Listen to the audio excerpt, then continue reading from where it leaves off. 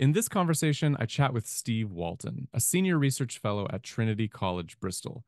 Steve is the author of Reading Acts Theologically, which was published by T&T Clark in the Library of New Testament Studies series. He's currently working on an Acts commentary, which will be published as part of the Word Biblical Commentary set.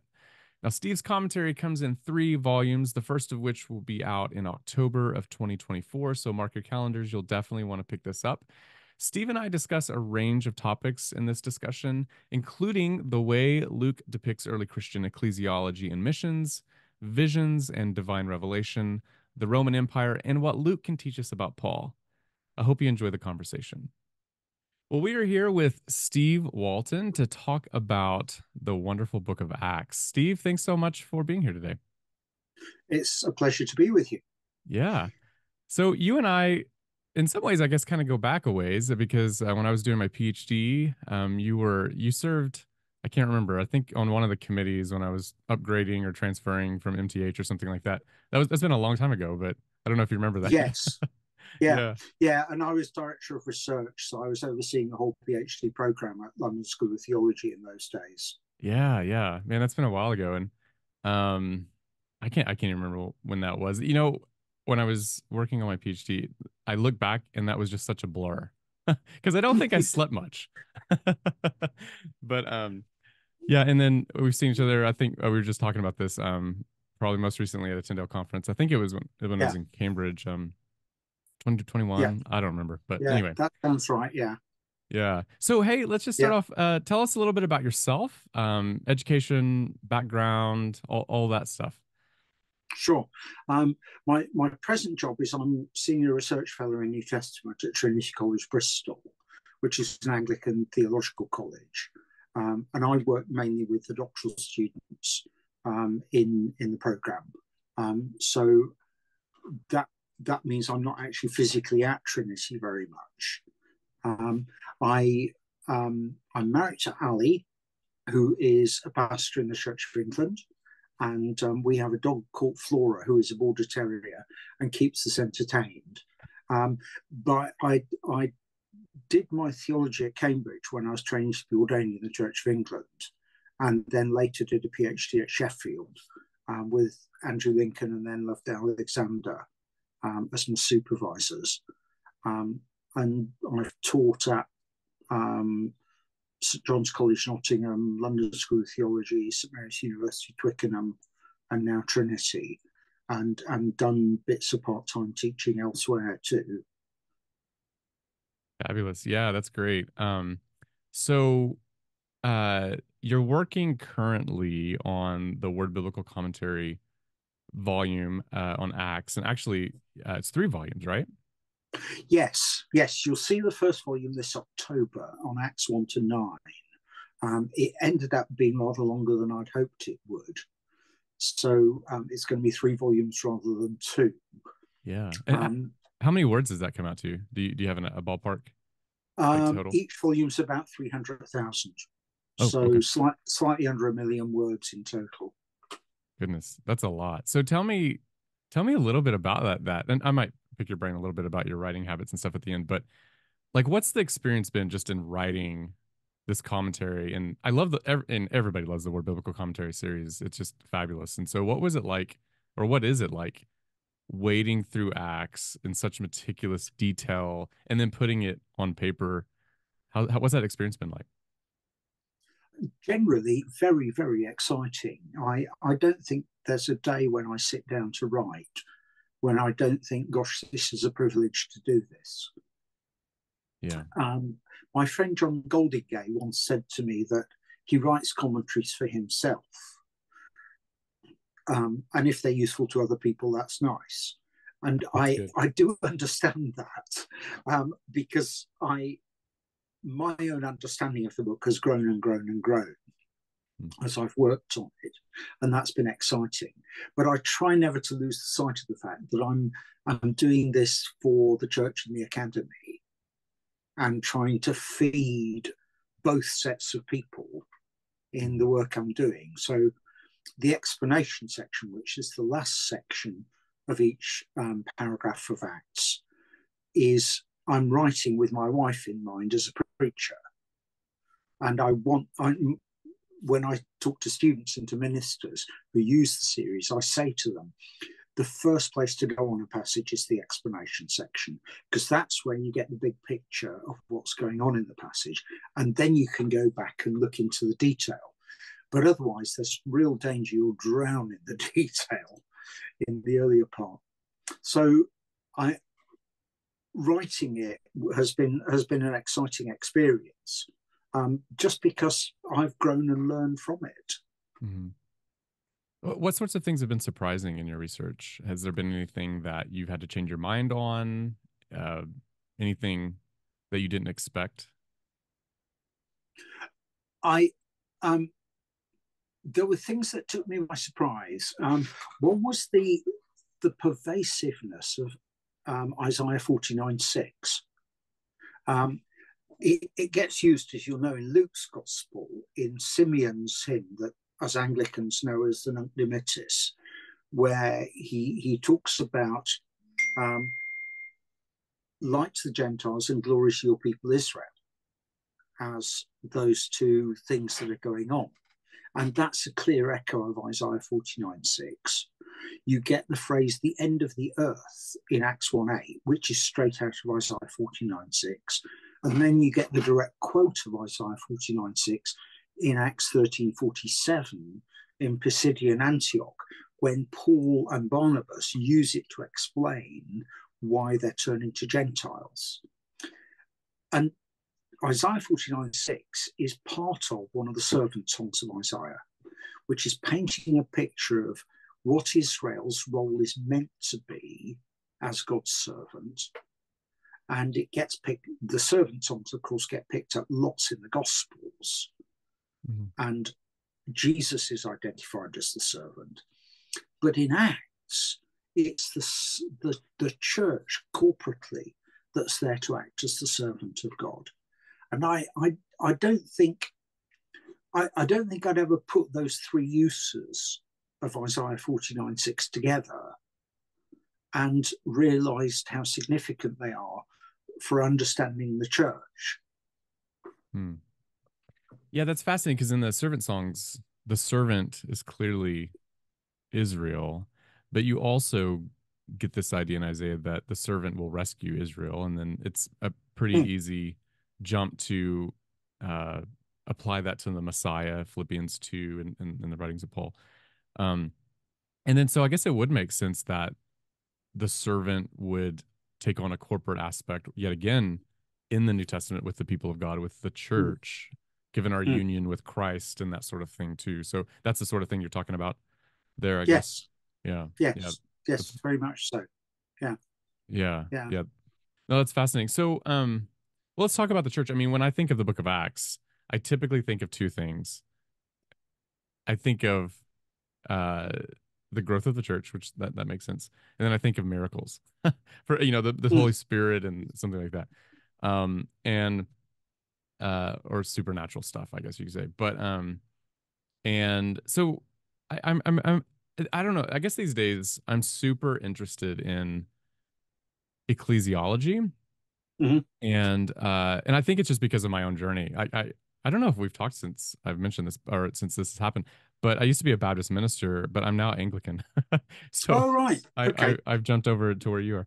And so I guess just as my family and I began thinking about ecclesiology, like, and thinking about certain things and everything. So it's just been on my mind. So I'd love to pick your brain on ecclesiology and even like church planting stuff as well. But I'm curious, can you identify, or are there any identifiable common practices for like church planting, evangelism in the book of Acts? I don't know. That's a very broad question. I don't know if it makes a whole lot of sense, but yeah. I think a key thing to know is that God has a church rather than the church has God. Oh, okay, that's good. In the book of Acts. In other words, the book of Acts is the story of what God is doing, how God is acting, and then how the church catches up with him. Think, for instance, of the Cornelius story in Acts chapter 10, where God takes the initiative with both Cornelius and Peter. So an angel appears to Cornelius, the Roman centurion, while he's praying. And then Peter has this weird vision of the sheep with the animals let down from the sky 3 times. And at the point Peter's puzzling over it, Cornelius's messengers arrive, and the Spirit says to him, there are these guys knocking at the door, go talk to them. And Peter, against all his Jewish instincts, welcomes these Gentiles into his home, goes to this Roman home where Cornelius is, and then the penny drops, as we say in England, and he says, oh yeah, I realise now that God doesn't differentiate. So without what you might call a divine appointment organised by God, I can't imagine that Peter would have gone looking for Cornelius. And yet that's a key step towards the Gentile mission. So that the missiologists talk about missio Dei, the mission of God. And I think Acts fits really well with that God is at the centre of what's going on. So it's not that the church has a brilliant strategic plan. That isn't true at all, really. It's that God acts and God thrusts the church out. So the church is an instrument of God's mission.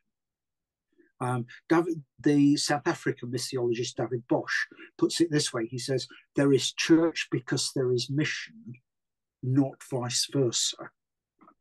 So good. The mission creates the church. The mission's driven by God. And that goes on all over the book of Acts. But I think the Cornelius story is a particularly remarkable example of that. So remarkably, in 1606 to 12, you've got this strange story where they're traveling and wandering across what we now know as Turkey. And the Spirit says, you can't go there, you can't go there.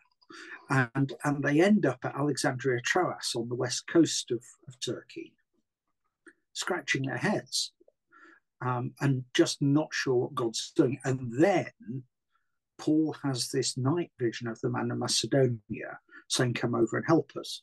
The commentators get very excited about how Paul knows it's a man from Macedonia. I'd have thought that the fact he was saying, come over to Macedonia is a clue myself.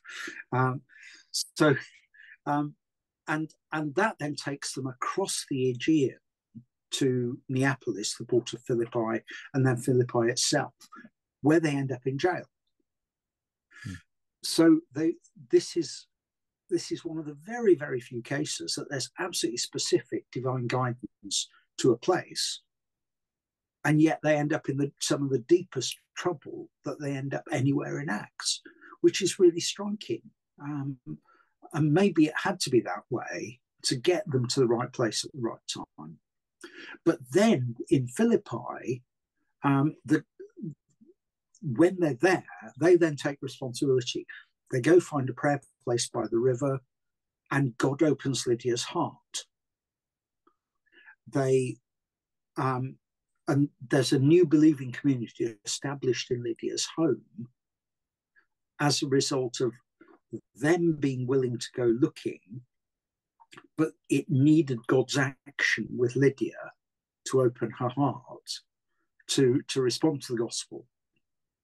So the believers don't make things happen. They just have to be in the place where God wants them to be, and God makes things happen. And there's really quite limited planning and strategy going on, because the believers are seeking to follow God's lead. And sometimes they do this kicking and screaming. When Peter gets back from being with Cornelius and his household, the Jewish believers in Jerusalem are grumpy about it and say, what were you doing eating with these dreadful Gentiles? And Peter then tells them the story of what God has done. and they say, oh my goodness, God has granted even to the Gentiles the repentance that leads to life. That Kai, even, is really striking, because they're evidently surprised, but they can't gainsay what God has done. So that now, I'm not saying there's no strategy on planning. Paul appears to travel along major Roman roads, goes to major cities and towns. He evangelizes there. And there are 3 places he spends substantial periods. There's Syria and Antioch in 1126, where he spends over a year. There's Corinth in chapter 18, where he spends over 18 months. And then there's Ephesus in chapter 19, where he spends over 2 years. In 1910, Luke observes that the whole province of Asia heard the word of the Lord. Now, that's understandable exaggeration, I think, but it makes sense that people came into Ephesus, which was the market town, traded, bought stuff, sold stuff, came across this guy, Paul, who was in the lecture hall of Tyrannus, and came to faith. Tychicus seems to have been somebody from Colossae, and seems to have gone back and planted the church in Colossae himself. So the province hears. I'm not sure Paul left Ephesus himself, but people who came to Ephesus became church planters through Paul's ministry. Sorry, it's not Tychicus, it's Epaphras, I beg his pardon, who's mentioned in Colossians 1 and Colossians 4. Now, that's interesting because modern research suggests that most Christians are the most effective as witnesses for their faith in their first 2 years. So I think it's entirely plausible that someone like Epaphras could wander back home full of enthusiasm for his faith in Jesus, and others come to faith too. So that I think that guards us against overactivism, the assumption that it all depends on us. It's important that we use our minds and our gifts and our resources wisely and sensibly, but equally, it's important that we're open to God doing something that might be surprising. Sometimes the people who come to faith are not the people you would expect to come to faith. And that's wonderful. But equally, you don't go the opposite direction and sit back and say, well, it's all up to God, so let's see what he does. You engage with people. If the early Christians had believed that and just sat back, the gospel would have gone nowhere. There is a responsibility. It's beautifully put in 1 Corinthians 3:6, where the verb tenses are really striking. I planted, Apollos watered, and God gave the growth. It's the usual translation. I planted and Apollos watered, both aorists. God gave the growth is an imperfect. The imperfect, the contrast of the two tenses, where the imperfect portrays an ongoing process in the past, is really striking. So that you've got two, Apollos dropping in, Paul dropping in into God's purposes, but actually all the way through it's God who's at work. And I think that's the kind of picture you got in Acts. So the believers aren't. Ernst Henschen has a phrase. He says they're like twitching puppets, and I think he's wrong, because there is a responsibility for witness and proclamation. There is a responsibility for speaking and living the gospel in public. There is a responsibility for working together and working in teams. And there's a responsibility, as Peter does, for responding when God prompts you to go somewhere you really hadn't expected to do. So there's a combination of divine activity and human response, which leads to the gospel spreading. Yeah. I Yeah, it's a wonderful overview there. And I think that it's really interesting how the early Christians were moved by revelation, like a vision of or something to that effect, and that just fascinates me. The supernatural elements here, and I think when people read Acts, they definitely get the impression that, I mean, I'm assuming here, but I get the impression, I should say, that there appears to not be a whole lot of like ecclesiastical structure. I mean, you have the Jerusalem Council, you've got some of that, right? But over time, like fast forward 100 years, you have a much more well-defined structure. I'm thinking of like an early father like Ignatius is talking about a threefold ministry now. You have a bishop, you have priests or presbyters, and then you have deacons. And so what ends up happening, and I think in the modern church, and I've seen this a lot, is there's this impression that the more structure you have, then the less spirit you can have move, and the more spirit you have moved, the less structure you need.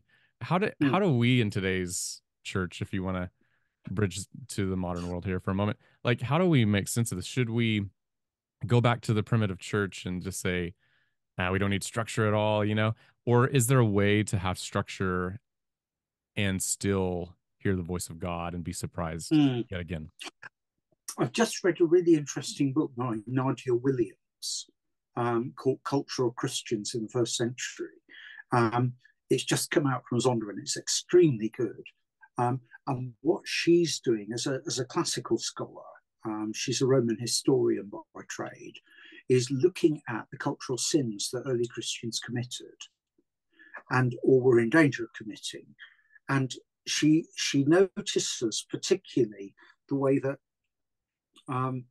there's the danger that they just take over the social structures of the Roman Empire and baptize them and start looking like that. So, I mean, if you go to a lot of Anglican churches today that have the priest wearing a chasuble and all sorts of things like that, they're just dressing up as a Roman gentleman of the first century. So that is a bit odd, because it's not contextualizing the practice of the church to the culture it's in. And Paul and others show themselves to be doing that. And if you look at the difference between the way Paul speaks in the synagogue in Antioch in Acts 13, it's very, very different from the way he speaks to the Areopagus, the council in Athens in chapter 17. And he's the thrust of what he's saying, the direction of where he goes, and finishing up with Jesus raised from the dead and judge, he ends up in the same place. But the route by which he gets there is very different. Now, it seems to me that's pointing us towards there being a core to what it means to be the church that doesn't change, but a lot of flexibility about how that's expressed in different cultures. So I'm not sure there's a sort of one size fits all way of being church that's appropriate, because the way you do it in different settings would be different. The way you'd be Christian in a culture like Iran would be very different to the way you do it in the West, for instance. So I think it's identifying how you carry those things out. Now, that said, I think there are some principles about leadership. You've got a wider than local form of leadership with Paul and then his delegates like Timothy and Titus. And you've also got localized leadership. Acts 14:23 has them appointing elders in the communities in South Galatia. People who probably have been Christians about 6 months at that point, which is really quite interesting.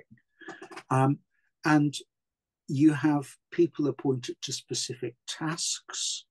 like the seven who are given the job of looking after the widows in Acts 6. Mm.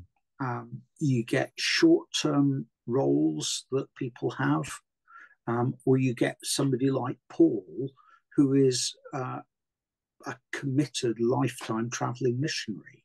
Mm-hmm. So there's a huge flexibility, I think, but there are things that are there, and I'm a cradle Anglican, and but one of the reasons I've stayed Anglican most of my life has been because I think the way that the Church of England incarnates those principles looks a reasonably sensible way to do it. And I think one of the things that's been happening in England, certainly in recent years, is that we've caught on that church planting is still necessary. The church we belong to in Loughborough in the East Midlands is in a town that's grown from 15,000 to 60,000 in 20 years. So there are huge unchurched areas.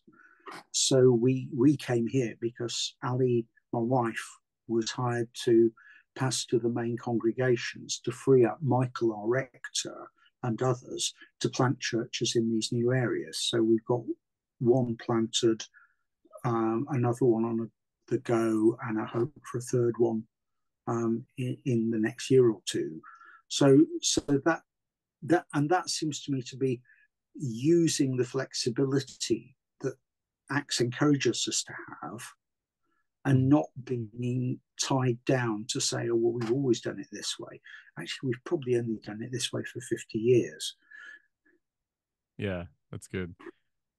Is there any indication in Acts that the movements of the Spirit, whether that's visions, revelations, or whatever, what we might call charismatic events, is there any indication that that's normative, for us today, that we should be open to those sorts of things? Because, I mean, I don't know what the debate is in the UK these days. In sort of just the circles that I grew up in, there was always this big debate about, the charismatic gifts, and maybe that's just because I was largely in. Well, growing up, I was kind of in just in all kinds of different contexts growing up, but some non-denominational, and then eventually Baptist, and so some those were just debates here. But is there, as a scholar, looking at Acts, how would you answer that question to a church member saying, hey, are these still for today? Should I, if I hear a voice, or is it even possible to hear God's voice in that sense? Yes, so I'd say two things. One is that I think Acts does point towards staying open to God doing these sorts of things. Otherwise, God isn't God. So there being a real openness to things like that happening. And at a few times in my life, I've seen things like that, remarkable things like that happen. They're not happening to me every 5 minutes. Right. And I'm not sure they were happening every 5 minutes in the early church either. And Luke is really interestingly selective. If you look at Acts 13 and 14, which is where they plant the churches in South Galatia, there's no mention of signs and wonders or that sort of language. And yet we know from Galatians 3 that stuff did happen when the church was planted there. In Acts 18 in Corinth, again, there's no indication of signs and wonders and stuff. And yet the Corinthian letters show us that was a feature of the planting of those churches and their ongoing life. So Luke is obviously being selective in what he says. And it would be, I think with the evidence of Galatians and the Corinthian letters, it would be a mistake to interpret silence as meaning, no, it didn't happen. Absence of evidence is not evidence of absence. Whereas obviously elsewhere in Acts, you get remarkable things going on, like in Philippi in Acts 16, where you get a sequence of remarkable things. There's the Paul casts a spirit out of this girl who prophesies. he and Silas end up in jail, but there's an earthquake that sets them free, and their jailer becomes a Christian, and then they are allowed to go, but only after Paul has insisted on an apology because they have beaten Roman citizens without permission.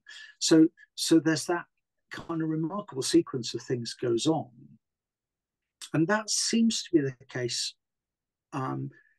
Church history suggests that those sorts of remarkable things are particularly prevalent when church has been planted in a new area.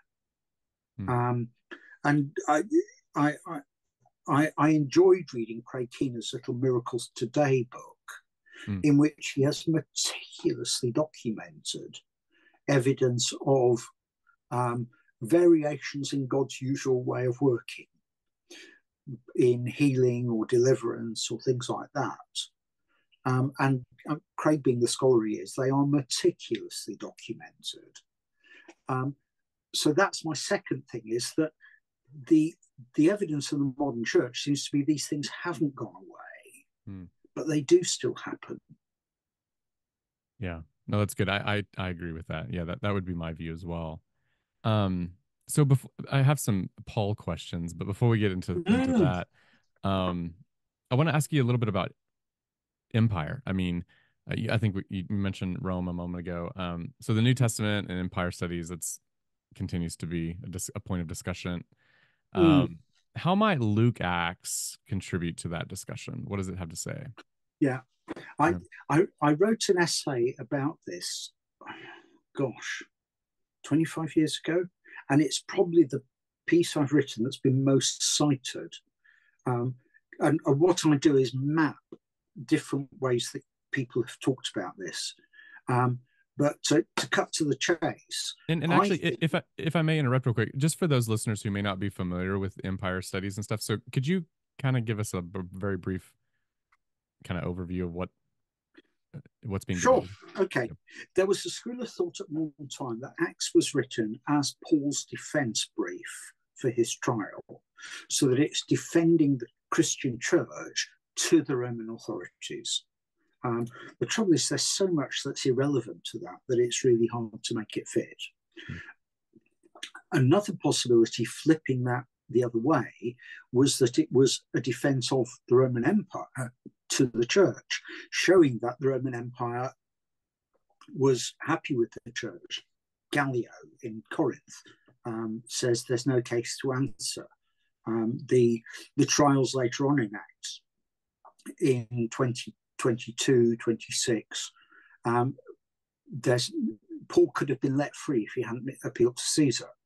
So that's there. But Paul gets held in prison for 2 years for no reason. So the picture of the empire isn't all a nice picture. Another possibility is that Paul is Luke is against the empire and critiquing it. And you can see that in some of the bad things about the empire that come out, that Paul and Barnabas get beaten, the city authorities in place after place go against them. But again, it's not one-sided, that picture. So those are the kind of major threads that have been running around. I'm more inclined to think it's a more nuanced picture, that Luke's giving you pictures of what it looks like when the empire is at its best. Gallio in Acts 18 is an example of that, where he deals with the case and finds that Paul is innocent of the charges against him, and this is just an intra-Jewish argument, which gives the believers the protection of the Roman law, because Jews have a freedom in Corinth to worship and to assemble and so on. But when the empire misbehaves, Paul is quite prepared to confront them, as he does with Festus. Festus is hoping to get a bribe. Paul goes and talks to him about righteousness, self-control, and all the things that he's not good at, but wants him to become a believer. So Paul's prepared to confront him. And in his particular case, because he's got rid of his wife and married somebody else, then there's every reason that he might not like what Paul is saying to him. So Paul's prepared to do that sort of thing and to challenge. And that's true, of course, back in Jerusalem. Well, it's not the Roman Empire there. It's the Jerusalem Council, the Sanhedrin. And in chapter 5, Peter says to them plainly, you guys killed Jesus.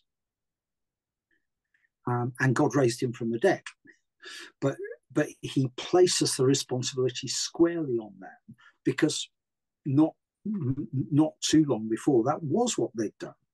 They tried Jesus at night, taken him to Pilate, and had him crucified. So the picture of the church's engagement with empire is a mixed picture. It's and from it, Christians reading Acts could say, okay, so I know how to testify when things are bad, and I know how to testify when things are good. So I think it's a much more mixed picture. I think the other ways of thinking about it tend to select one strand of evidence and leave the others out. Yeah, that's good. That's really good. Most of my time has been spent in Paul, so it's always fun to be able to chat with scholars in the Gospels and Acts and all that kind of stuff. Because I learned so much.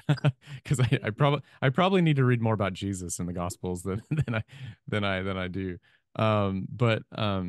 But if we could switch gears just a little bit to Paul specifically. However, I'm curious, what can Luke teach us about Paul? Like, what can Acts specifically teach us about Paul? And I have a question about the way that Luke records in different sections of Acts Paul's conversion. If we call it a conversion. But anyway, yeah, just broadly speaking, how does Acts help for the study of Paul?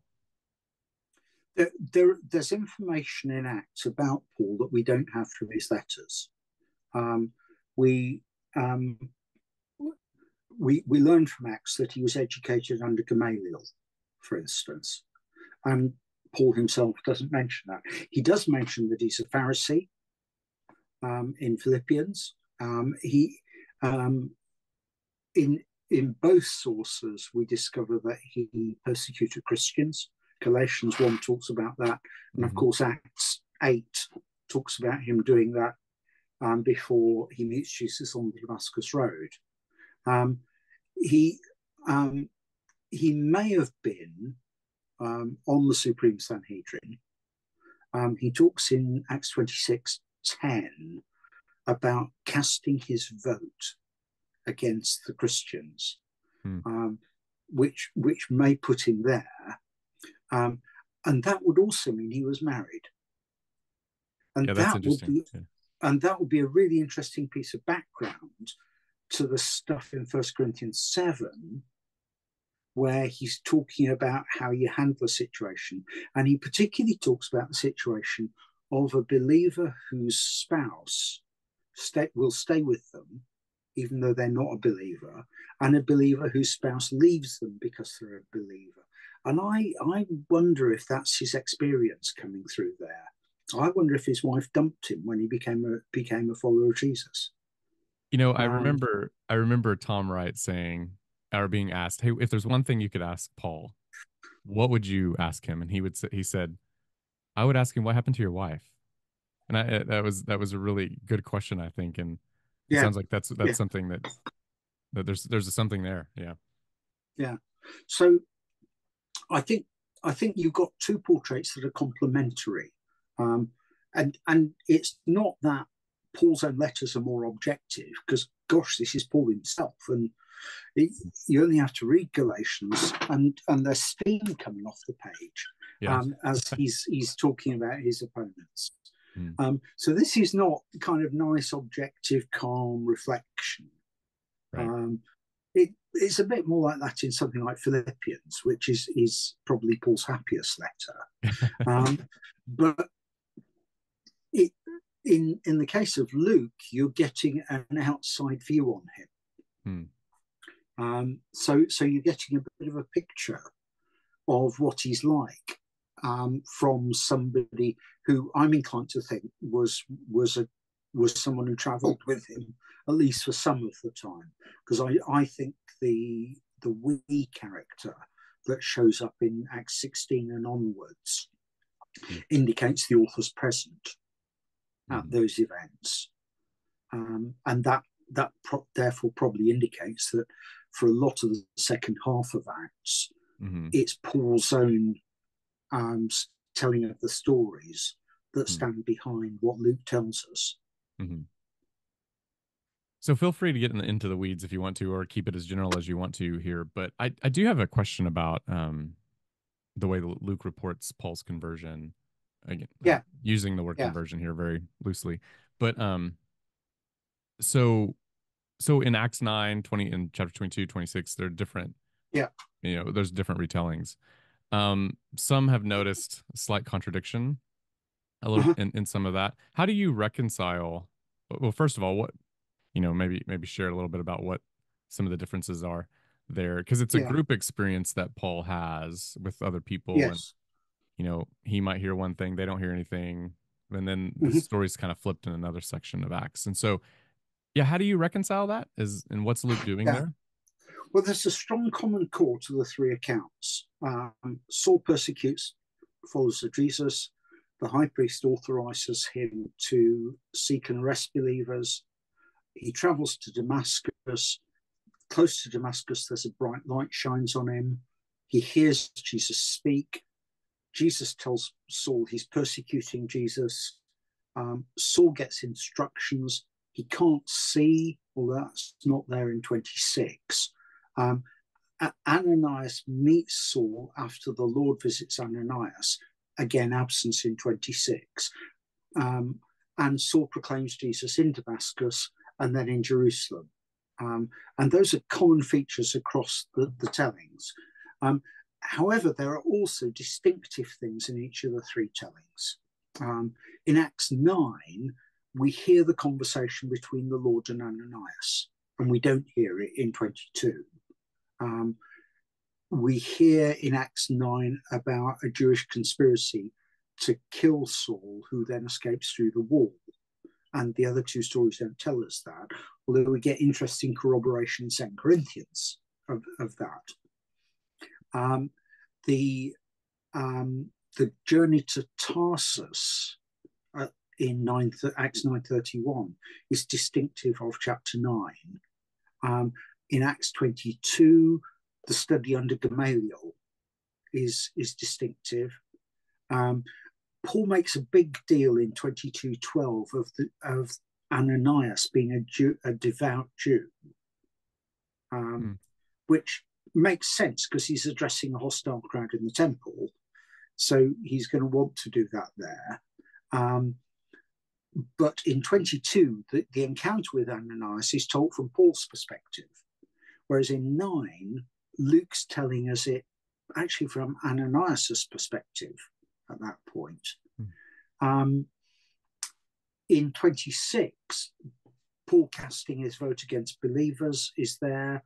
And the call to mission among Gentiles happening during the Damascus Road experience is distinctive in 26. In chapter 9, it happens through Ananias.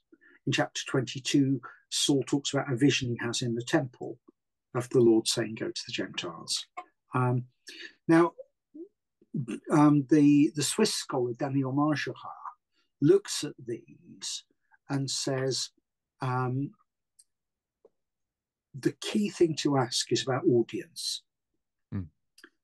In 9, we've got Luke as what we tend to call an omniscient narrator, telling us the story. In 22, Paul is speaking to this rioting mob in the temple who just tried to kill him. And he's speaking in Aramaic to them. So he's stressing his loyalty to Judaism, the fact that the people around him who helped him were Ananias were devoutly Jewish and so on. In 26, he's in a Roman courtroom. So it's a different situation again. But he's talking to a context where he's got some knowledgeable Jewish people in the room. So he draws out some of those features. So the audience tends to the selection of material tends to do that. So Marjoran notices that you get amplifications. Paul's persecution of believers is described more and more severely as the three stories go on. You get suppressions. Ananias is a really significant character in 9, mentioned a little bit in 22, disappears entirely in 26. But that makes sense with the audiences he's dealing with. And you get an interpolation. Paul's call to mission among the Gentiles is part of the Damascus Road experience in 26. It appears to happen later in chapter 9 when Ananias tells him about it. And it appears to happen later when Saul hears the call in the temple. Now that doesn't mean it wasn't something that was part of all three occasions. It just means Acts is being selective about the way it's done. So I think Marjoran's way of looking at that is actually rather helpful in terms of making sense of it. But of course, I mean, there are difficulties in putting small details together. Did Saul's companions hear or see what was going on? Well, in one version of the story, it says they saw the light but they didn't hear anything. In other versions, it said, sorry, they saw the light but didn't hear the voice. In other versions, it says they heard a sound, but it's actually a different word from voice. So it's as though they heard something, but not the words that Saul himself was hearing as he was kneeling on the ground. So it's not tidy, but then it's a bit like the resurrection accounts in the Gospels. They can be fitted together with care and patience. And if they all looked exactly the same, that would be evidence that it was just all made up, really, because it would be a put-up job. Yeah. And the way I tend to see things is I have a high view of Scripture, but I don't necessarily think what we might call untidiness is that problematic at all, because it actually is. These are people relaying experiences that they've had, and as you say, if they were all exactly the same, one might say, they've planned this. This is a conspiracy. This is a classic resurrection discussion. People, when they talk about the resurrection, how the different viewpoints just come through because they actually saw something, and you get the different perspectives and things like that. And when you look over at the letters, Sayun Kim in his doctoral work showed the significance of the Damascus Road experience to Paul's theology of mission. That's a great book, by the way. What was it called? Yes, The Origin of Paul's Gospel, 1984, maybe, or something, or it went through a second edition as well. That's right. And, I mean, it's a remarkable piece of work. Yeah, it really is. Yeah, but I think reading him helped me make connections, like noticing that in the Acts stories, you get Paul seeing the Lord. 22:14 says that God chose Saul to see the righteous one. Ananias speaks about Jesus whom you saw on the road. And in 1 Corinthians 9:1, I have seen the Lord. So, and it's not that they're kind of Paul's going out of his way to make a big deal of it, but it just provides tangential confirmation, we might say, of what's there in Acts. So it's when you put things together, I think it makes sense. I one of the things I did in the commentary was when I wrote on Acts 9, I wrote an excursus on the conversion stories. Fantastic. And I do think conversion is an appropriate term, but I think call's equally appropriate. Yeah. I don't think you have to choose between the two. Yeah, that's fair. But I wrote about the 3 Acts accounts and the Pauline accounts. No, the first volume. Oh, I'm sorry. Go ahead. Go on. No, go on. Oh, your first volume is 1 to 9, right? So this will be yes, it is. So yeah, so this is so it'll be in the okay, first volume. And I look at this a bit in the. I wrote the article on Pauline Acts in the new edition of the Dictionary of Pauline Letters, and I talk about it there as well. Yeah. Okay. Maybe I think maybe I did read that article that you wrote. It's been a while since as older I get, the less I remember what I read. And so I'm having to I have to carry a notebook around everywhere, but that's really good. I'm working on an article, and I've kind of put it aside for a while to do a few other writing things, but on Paul's conversion or call, whatever you want to call it. And so I'll really look forward to October when when the commentary comes out. I can check that out. That'd be great.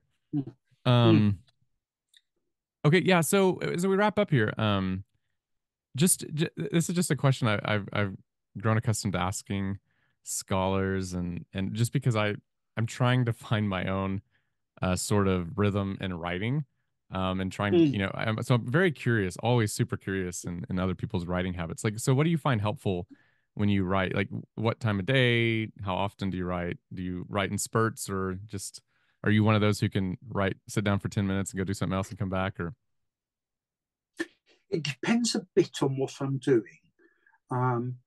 But I try and spend mornings at my desk doing that sort of thing, if I possibly can.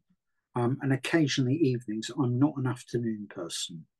I like to talk to my doctoral students in the afternoon because they keep me awake, because it's kind of hard to fall asleep when you're talking to somebody. Yeah.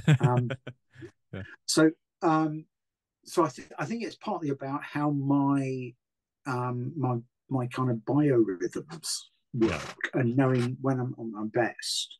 I think the other thing I do is I'm a planner, so I like to have a skeleton of what I'm going to do, and that then evolves as I read stuff.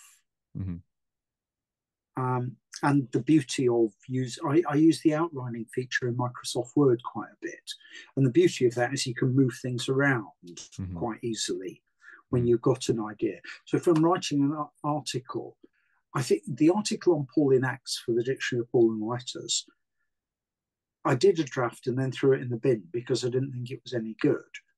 And then completely restructured, same information, but completely reorganized it. And that's what produced the article that's in the dictionary. But I'm not a person who can just sit and write. I need to have thought what I'm going to write and how I'm going to make my case. With the commentary, of course, that's a bit different, because the text sets the agenda. So I've got to kind of think it through. And what I've done with the commentary is I set out to do 2 volumes. So when I started Acts 1 to 14, I did the translation and notes for the whole of 1 to 14. And I've done something similar for 15 to 28, because I wanted to try and translate as consistently as possible. So I did that for a few weeks each. And then I made notes on things I wanted to talk about in the comment section, and sometimes in the form, structure, and settings section as I went through. And then with that, I then go back and work passage by passage in engagement with the secondary literature. So again, I try and write myself an agenda of the things I think I need to talk about. having gathered a bibliography for that section. But then I change my mind when I read other people, because either sometimes I agree with them, sometimes I disagree with them, but I always end up feeling more knowledgeable having read them. Right. On the whole, in the commentary, I've engaged with articles, essays, monographs, and relatively little with the commentaries. Dick France has a wonderful expression in the introduction to his commentary on Mark, where he says, "This is by intention a commentary on Mark, not a commentary on the commentaries on Mark." And Good. and I'm trying to write that sort of commentary. You can get commentaries that are a sort of telephone directory of opinions. That's not the kind of commentary I want to write. I'm trying to write a commentary that gives you an interpretation of the text, which you can then engage with. Mm-hmm. Oh, that's wonderful. Yeah, very helpful advice. And you're currently supervising PhD students. Are you taking any more students right now for those who are listening, who are aspiring to do research? I don't think so, because I'm very, very near the end of my working life. It'll be my sell-by date soon. Understand. Yeah. So I think I'm about to take my last one on. Okay. Very good. Yeah. So and I've promised my college that I'll see the ones I've got through to completion, which is about 8 at the moment. Very good. Yeah. So I've just had one finish. My student Ben Marks finished last Friday. Had his viva successfully. He's got some minor corrections to do, but he's done really interesting work on the interaction of the divine and the human in mission in Acts, and done very good work indeed. Oh, that's fascinating. Yeah, that's super interesting. Yeah, I saw that you had posted that he had on social media that he had finished, and that's so wonderful. That's great. Yeah. Okay, well, very good. So you have a website, stevewalton.info, is that right? I do. Okay. It's called Acts and More. Acts and More. Yeah. Because there is more to the world than Acts. Even though Acts is the most important book, there's other stuff around that's worth talking about. So I put all sorts of things up there.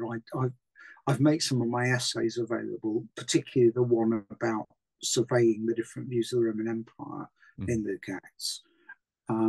But I put slides up when I do lectures and talks and sermons. So those are there too. So do visit. Tell me what you like. Tell me what you'd like to see. Yeah, absolutely. I do want to encourage everybody to visit it, because Steve does post his slides and stuff when he gives talks and lectures and whatnot. It's a great place to find some resources on Acts and more. So, well, Steve, thank you so very much for joining us on the show today. I really appreciate it. You're welcome.